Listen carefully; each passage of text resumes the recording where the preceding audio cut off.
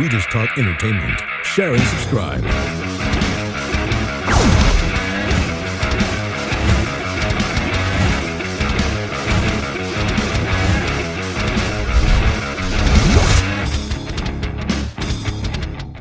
Hey guys, welcome to Entertainment Talk Nation. This is Rob.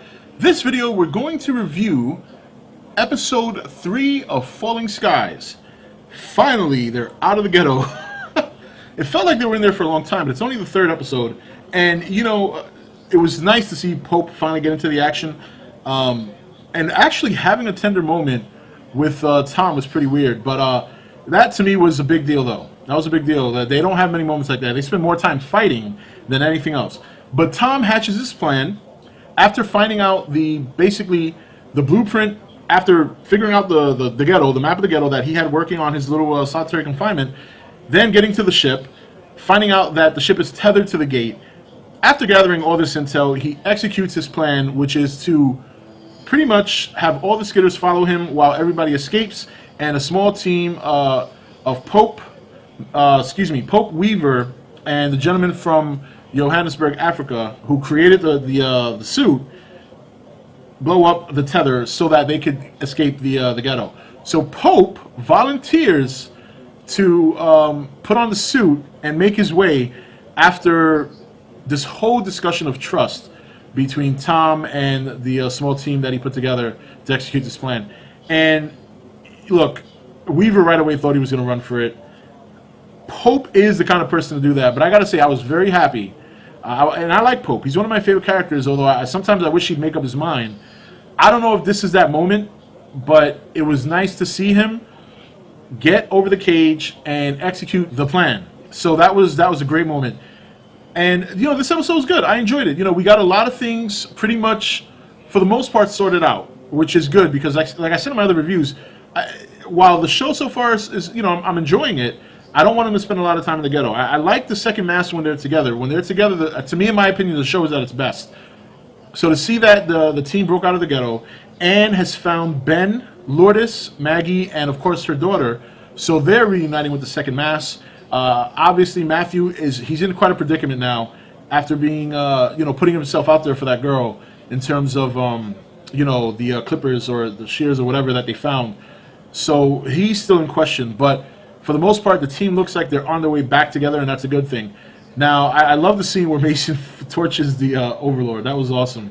It was a fun episode. It was nice action, very good action. A little bit of suspense there as to whether or not they were going to get the cage open on time. I mean, you wouldn't think Pope's going to die, but I mean, he came pretty close. That suit started frying up. The skitters found all the people who were trying to escape. So I thought the action and some of the moments were fairly intense. Nothing groundbreaking.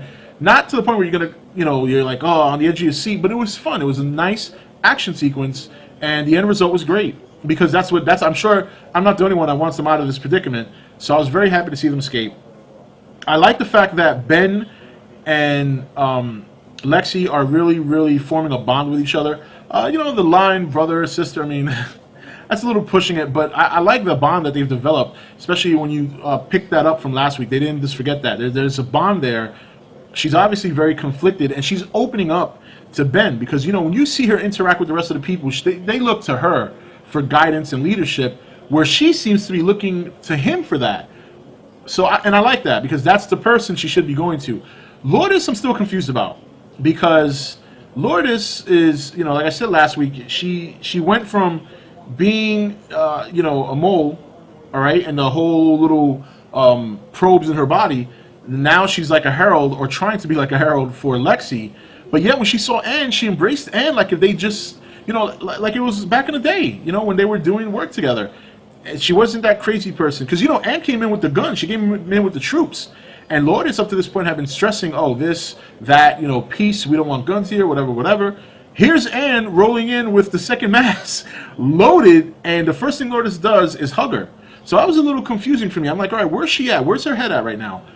Maggie holding the gun to Lexi was a little intense, but I think what Maggie doesn't understand is that Lexi is very conflicted. I mean, yeah, all right, she's been with the Overlord, but we know that there's a connection there because now we saw Anne's dream where she had the umbilical cord to her belly, like the exterior umbilical cord, attached to the Overlord.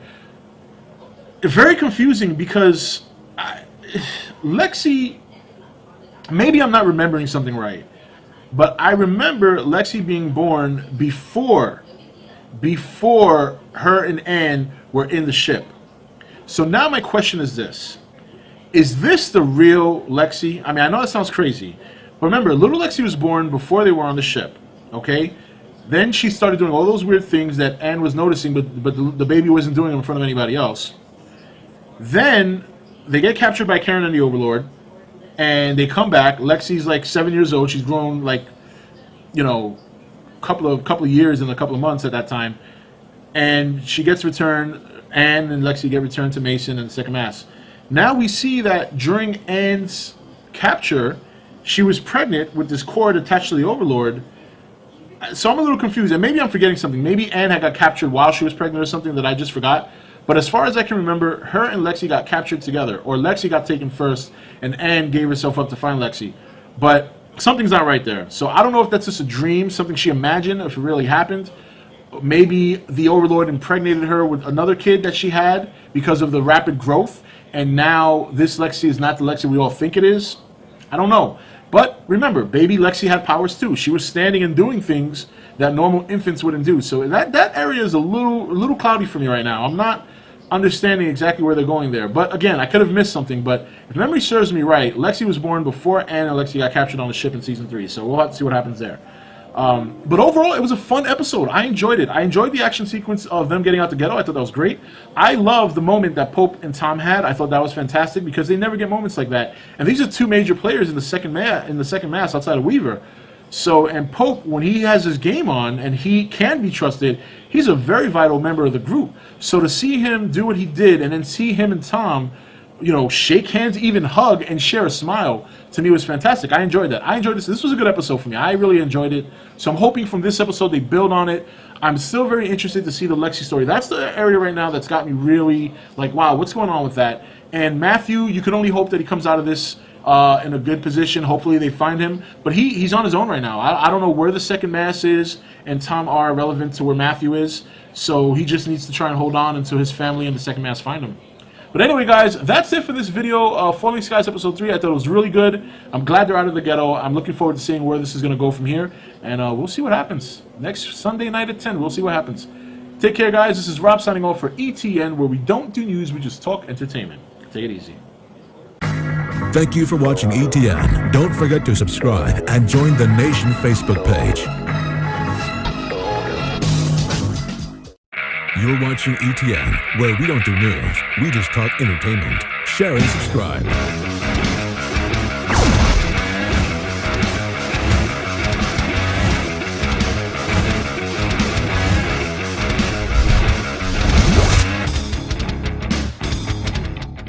Hey guys, welcome to Entertainment Talk Nation. This is Rob. This video, we're going to review Episode 3 of Falling Skies. Finally, they're out of the ghetto. It felt like they were in there for a long time, but it's only the third episode. And, you know, it was nice to see Pope finally get into the action. And actually having a tender moment with Tom was pretty weird. But that, to me, was a big deal, though. That was a big deal. They don't have many moments like that. They spend more time fighting than anything else. But Tom hatches his plan after finding out basically the blueprint, after figuring out the ghetto, the map of the ghetto that he had working on his little solitary confinement, then getting to the ship, finding out that the ship is tethered to the gate. After gathering all this intel, he executes his plan, which is